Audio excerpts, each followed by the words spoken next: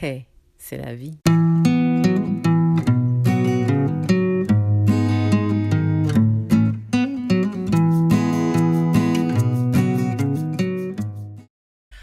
Bonjour everybody.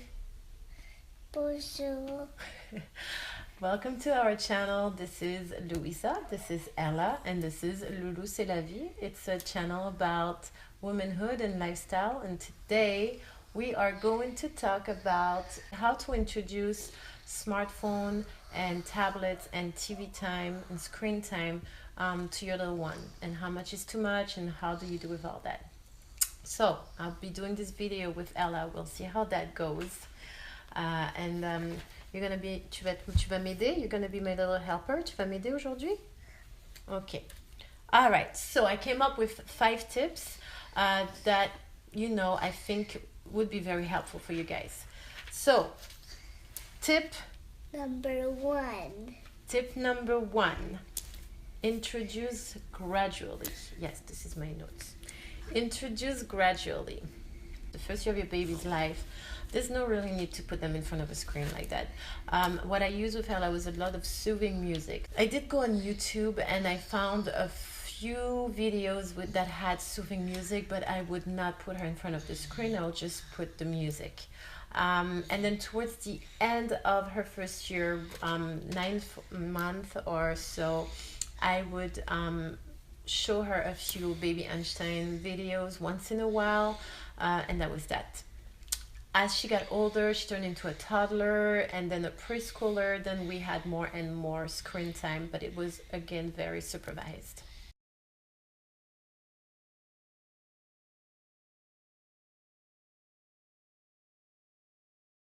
All right, so tip number 2. Use it as a tool. Use it as a tool, that's right. So those mediums are tools for you to use. That's the way I see it, at least. Tools for you to help you throughout your day and help you make your life easier. For Ella, what I did is that I created playlists. On YouTube, I created several playlists. One with French cartoons, where she would only have French music, French cartoons, French video, French everything. She would learn the name of the animals and the noise they made and the ABCs, French story time, and French music. And that was great because I was not only the only French person speaking to her. Now there was something else speaking French to her, and she learned so much more words, so many more words, so many more things. That was great. The other video was more of a music thing, so I selected a few songs that I really wanted her to enjoy and dance and move her body on it, and it was great. The other playlist was educational and then music. So same concept as the French playlist, but in English. And again, it was animals and the sound that they make, shapes, numbers, ABC, songs, and story time. And after that, I had some with cartoons and stuff like, what was your favorite cartoons on YouTube? Pocoyo, and then you remember Jungle Beat? Yeah. You know, with the animals in the jungle? Yeah. You don't remember that one? Oh, I remember it. It was the hummingbird. Yes. That's what I remembered. So those were a few few cartoons that I liked for her. And Pocoyo is great because it comes in every language. It was in French, English, Spanish, German, like every language Pocoyo is, you'll find it. And then another thing that I did for Ella is that on our phone, my husband and I, we created a file, and on our tablet also, we created a file with her name on it. When she went on the phone, she found the icon with her name on it. When she opened that icon, there was about, I want to say, 5 different apps that I selected for my phone, and then my husband selected for his phone, which had games, educational games that she could play that was good for her age. And hold on, but we're gonna put this here, okay? Okay, it's ripping. Yeah, let's leave it right here, okay? So she would find on the phone, she would find those games, and And again, I approve of those games because I selected them. I didn't want to spend more than $3 to $4 per games. If she took her phone, we knew exactly where she was gonna go, what she was gonna play with, and the only thing you have to be careful with those games, they are programmed games. Okay, they're not gonna think. It's very simple. They're programs to praise your kid when they get the good answer.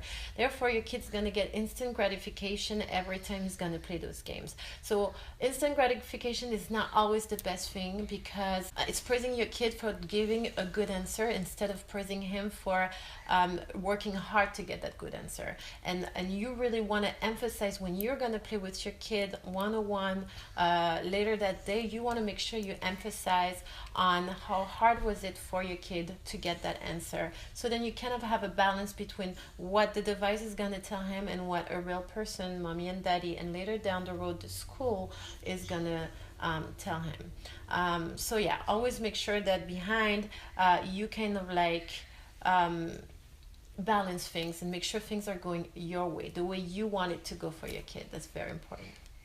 And now we're gonna do, what are you doing, boom boom? We're gonna do tip number 3. Okay, so tip number 3. Keep them away from me. Not from you, keep them away from it. Keep them away from the device. By that I mean make sure that they do not touch the device too much. Once you have some great playlists and you selected some great videos that you want them to watch, either on YouTube, Netflix, Hulu, whatever you decide to use, if you let them have access to the device, they're going to start touching everything, and before you know it, they're going to be watching something that you don't want them to watch.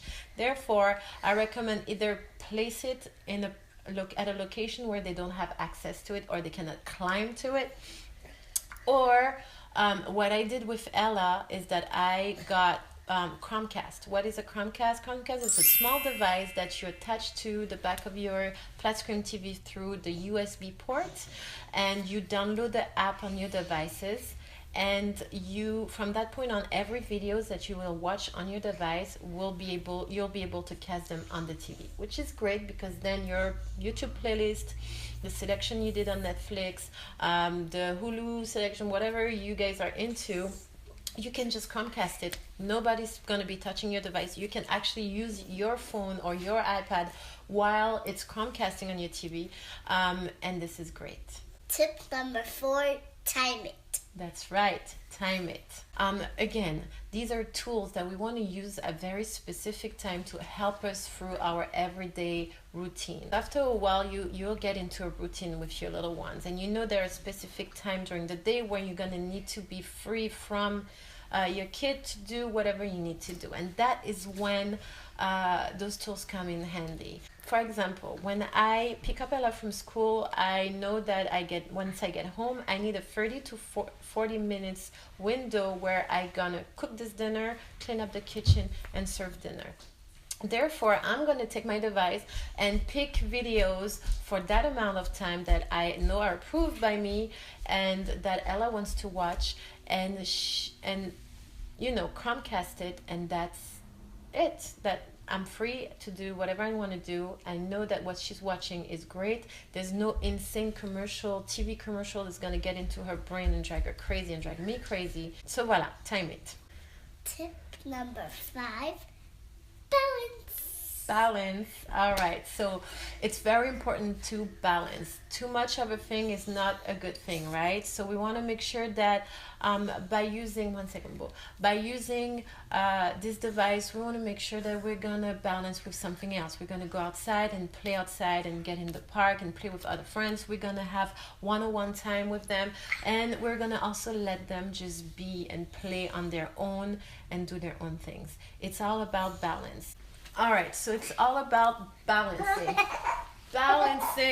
between using the device and having quality time with your kid, going outside, having play dates. It's all about balance. Those devices should not take over all your time. Too much of something is not a good thing. Everything in moderation. So try to balance everything. Another thing I wanted to point my finger on, when you're gonna go out and have dinner, You're gonna go out for dinner in a restaurant, in a diner, at some people's house, and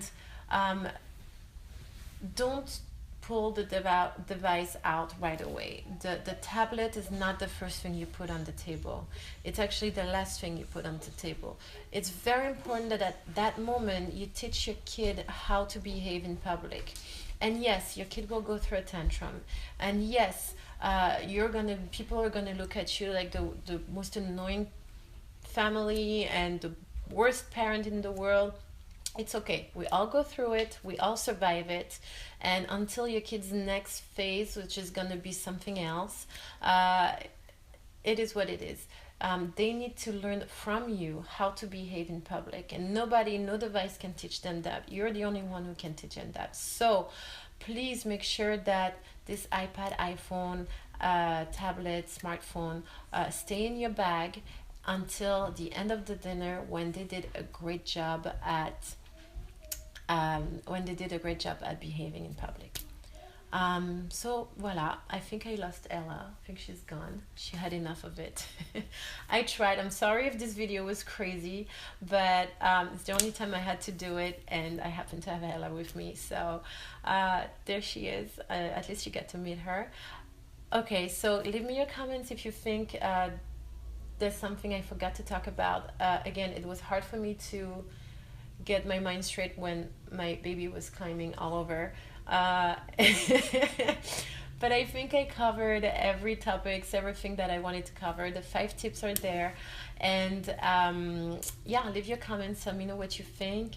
And feel free to share if you think this can help somebody else. And subscribe if you want to see more videos. Voilà. Merci beaucoup. Thank you very much. À bientôt. Au revoir.